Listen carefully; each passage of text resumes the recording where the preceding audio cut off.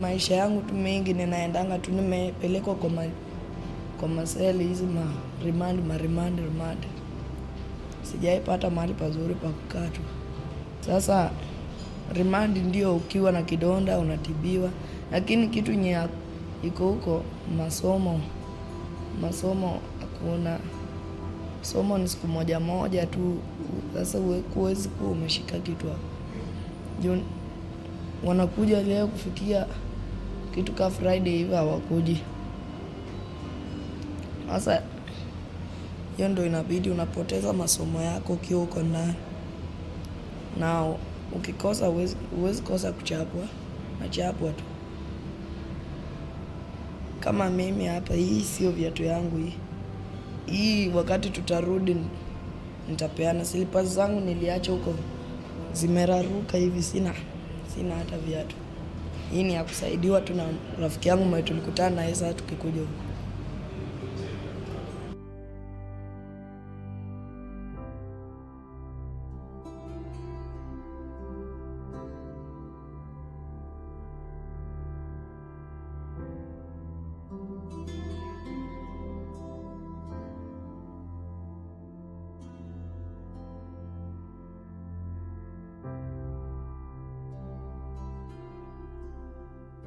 This is the history behind the process up to culminating of the Children Bill 2018.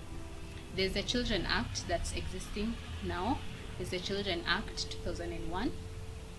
And as early as 2006, there were issues that arose that necessitated amendments to that act. So the amendments were done, spearheaded by the Ministry of East Africa Community, Labor and Social Protection. That is more specifically the DCS and the NCCS, who made amendments to the bill. Of course, they had stakeholder engagement and consultations, and they came up with the Children Act Amendment Bill, which was forwarded to the CIC, which is the Commission on the Implementation of the Constitution, which is now defunct. And after they forwarded the bill to the CIC, CIC noticed that more than 3/4 of the bill was amended. So they, of course, recommended that it be repealed and we have a new children bill. So the reasons why we needed to have a new bill or a new act is because it needed to be aligned to the 2010 constitution. As we know, we have a new constitution that was promulgated in 2010. And then another thing, it needed to be aligned to the international instruments, such as the UNCRC, the African Charter on the Rights and Welfare of the Child, and other instruments. And another thing was emerging issues of the children, the emerging issues affecting children. So those were the three reasons why it needed to be amended, or we needed to have a new Children Act. The institutions that deal with children in this country are not as many. Okay? For instance, even a remand home for children, they are far apart. So we have few courts, we have few magistrates, we have few of those institutions. So all those things put together will slow down the process. But, you know, and this Children Act that you are dealing with, that you're trying to amend, is a very recent thing. It's a recent realization that children are important. The Constitution that we seek to implement also through this new law is a 2010 Constitution. It's a recent law. So even as adults, we did not realize that children were important. You know, we must confess, isn't it? So we are, as a society, Kenyan society, and in fact the world at large, did not realize that children were important, that your voices must be heard.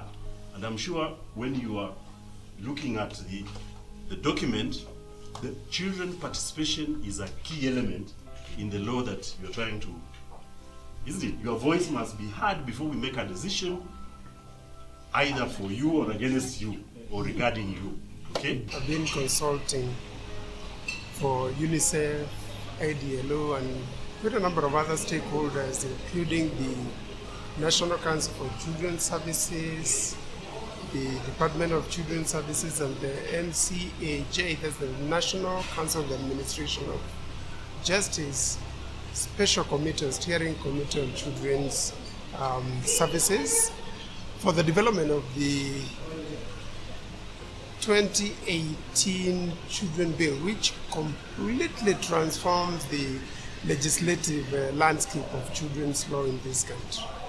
And today we are happy to have concluded the validation forum that has brought input from all key players in the children services sector. And we believe that today marks the end of the process before the bill is submitted to the office of the AG, where it will be scrutinized again and presented for cabinet approval before presentation to Parliament. And that was, of course, after publication as a bill for enactment. So a key part of this was public participation in the process, which of course we know is deeply entrenched in our national values, in our Constitution of 2010. And a key part of this more specifically is the participation of children in the process, who are vital to the realization of the principle of public participation. So what the steering committee did is had regional consultations in 10 different parts of Kenya, with the aim of documenting the views of stakeholders, including children, in various provinces, or it was the regions were modeled along the old provinces prior to the constitution. So that was the North Rift region, South Rift, Upper Eastern, Lower Eastern, Northeastern, Western, Nyanza, Coast, Central, and Nairobi. Custody and maintenance is about how children are supposed to be cared for by their parents. You see, when parents separate, one parent has to go with the child, the other one is left with the child, but both of them have to take care of the child. So it's about that, custody and maintenance. Then guardianship is when someone, let's say your parent dies, and someone takes care of you. That's a guardian. Or your parents are not able, and then someone takes care of you, pays your fees, buys your stuff.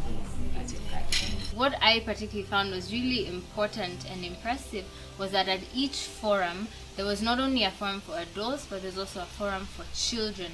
And this is unprecedented, I think, in the history of lawmaking, where we actually directly involve children, and not merely for the sake of saying that we did, but actually documenting their views and giving them to the legislative drafter and seeing what proposals can be incorporated into the legislation, or even if not, into the accompanying regulations. And we were actually, I personally was really impressed with how much children understand regarding their rights, and also their well-formed opinions on various issues that are the contents of the bill. So children were drawn from primary, secondary schools. A majority were members of the Kenya Children's Assembly, the KCA, but they were also drawn from children's institutions across Kenya. So that's charitable children institutions, rehabilitation centers, remand homes, and also rescue centers. Now, mine is to talk about children living in remand centers or remand homes. The bill, the children's bill, which is we were validating today, it contained a clause that was not very much displaying what should be displayed. So it was talking about how children in remand centers are supposed to be handled. But now, for the best interest of the child, we need to actually know what really happens there, because children in remand centers are deprived of clean water, sanitation, shoes, clothes, and especially undergarments. And that is one of the things that we were advocating for. If the government in the remand centers could offer these things, and especially quality education, because right now we're having a case or a scenario where one of our members unfortunately is in a remand home, and he has been sent 2 years back in the education system because he was in class 7. Right now he's in class 4. So you can imagine that time wasted of his life and cannot be returned. So in these remand centers, regardless of the crime the child has done, he or she should be given access to quality education, food, shelter, shoes, and even especially the undergarments, because I'm told by very sustainable sources that they are not provided with the undergarments. So that is very important for a growing child. Viatu nilielezea mwalimu, nikaelezea manager wa huko, lakini walinisaidia tu viatu za mtoto mwingine, lakini zinanifinya, nimeka huko hivyo. Sasa nikirudi namregeshea navaa zile zangu slippers. Sipendi kukaa. Ningesema kwangu kubadilika nikipata mahali pa kukaa. Napenda tu nibadilikie tu nikuwe na maisha mzuri.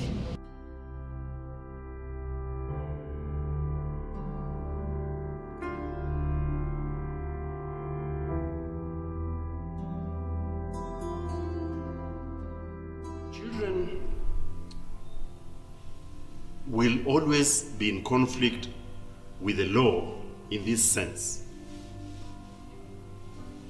A mother and a father may be quarreling over the custody of the child. They may be seeking a divorce. Then the child becomes a casualty. We must, now that's one aspect. The other aspect is that there are children who are in need of care and protection. They may be arrested because they have committed an offense. They may be arrested because they've been abandoned by their parents. They may be street children who need rehabilitation. Now, we have special courts called the children courts that deal with all these issues. There may be children whose parents have refused to take them to school, to give them shelter, or to give them food, and the parents, or one of the parents can complain, or even a neighbor or a guardian can come to court and complain, so that we can make orders forcing the parents to take these children to school. I think one of the greatest problems we have is how children in conflict with the law are treated. We do not have a sufficient number of of rehabilitation schools, children remand facilities, or facilities that offer protection and care of children in conflict with the law.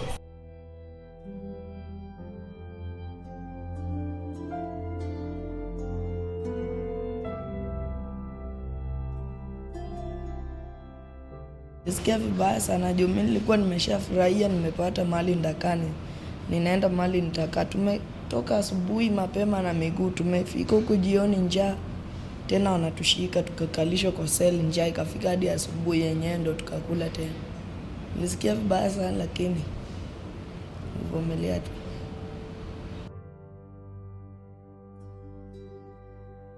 And another thing maybe we need to note is that the validation included a forum for the adults and a forum for the children.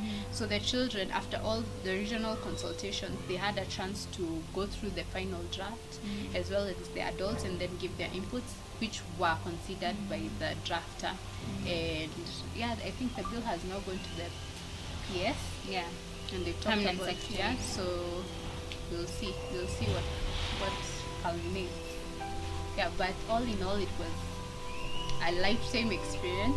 Yeah, Yeah. learned so much. Learned so much. And how much we need to fight for children's rights and to make sure that we have like, the right structures in place, as well as just standards for how we for the institutions in which that children are put in, and of course institutionalizing children is a measure of last resort.